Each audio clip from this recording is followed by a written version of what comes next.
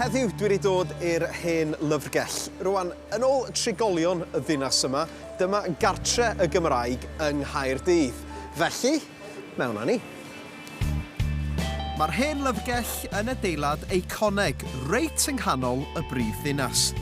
A mae'r adeilad cofrestredig gradd 2 wedi derbyn trawsnewidiad yn ddiweddar. A phwrpas yr adeilad newydd ydy amddiffyn a hyrwyddo'r iaith Gymraeg. Bron 2 flynedd yn ôl, oedd cyfarfod o cynhadledd mawr yn Caerdydd i edrych ar dwyieithrwydd yn y prif ddinas. A un o'r pethau mawr sy'n wedi dod allan yna, ni angen rhyw fath o canolbwynt, ni angen rhyw fath o canolfan. So dechreuodd y proses i trio ffeindio rhywle ar gyfer Cymraeg yn y prif ddinas. Felly, beth sydd yma ar hyn o bryd? Pa fath o gyfleusterau?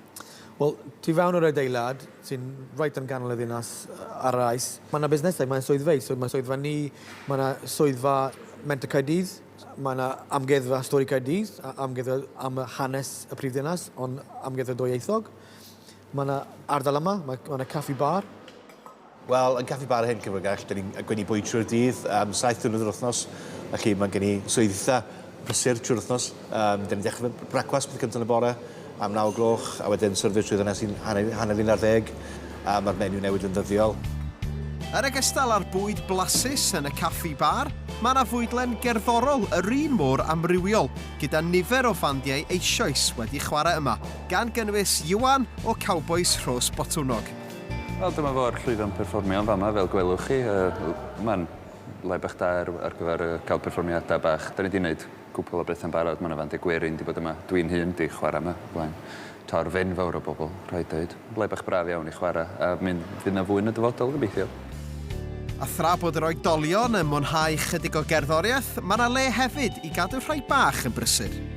Mae Meithrin wedi agor y cresh yma. Mae'n oedran 3 i 8 mlwydd oed, a gordydd Mawrth i Dydd Sul ac yn rhoi darpariaeth trwy'r addysg Cymraeg. Mae'n pwysig iawn bod nhw wedi lleoli reit yn canol y ddinas lle mae pawb gallu ffeindio ni, a mae drop-in cresh i pawb ddefnyddio. Mae'r Hen Lyfrgell hefyd yn le da os ydych chi eisiau gwneud bach o siopa, gyda 2 siop yma. Ti'n gallu cael pethau fel cushions a teganau. Hefyd ti'n gallu cael bwyd a diod o Gymru. Mae siop Lanlofft yn gwerthu dillad menwod, so eitha ifanc, eitha ffyn, ond ni'n neud fel casual day-to-day wear a hefyd ffrogiau i gestwyr i priodas hefyd. Oes, mae yna rhywbeth at ddant pawb yma. Pawb yn siarad Cymraeg yma, so mae'n grêt bod y staff yn gallu siarad efo cwsmeriad, y cyfthrybu efo cwsmeriad. Mae hwn yn holl bwysig. Mae'n hwb Cymraeg lle mae pawb yn gallu dod at ei gilydd, cymdeithasu, a mae'n greu bod dysgwyr yn gallu dod yma hefyd i siarad ac i ddysgu Cymraeg. Ar gyfer unrhyw un sy'n dysgu, y prif peth yw trio ffeindio cyfleoedd i siarad, i ymarfer yr iaith. Dim unrhyw ffordd arall i gwelled y Gymraeg heblaw am siarad. A wneud camgymeriadau. So, yma ti'n dod i actually gweld i iaith yn fyw reit yn canol y prif ddinas.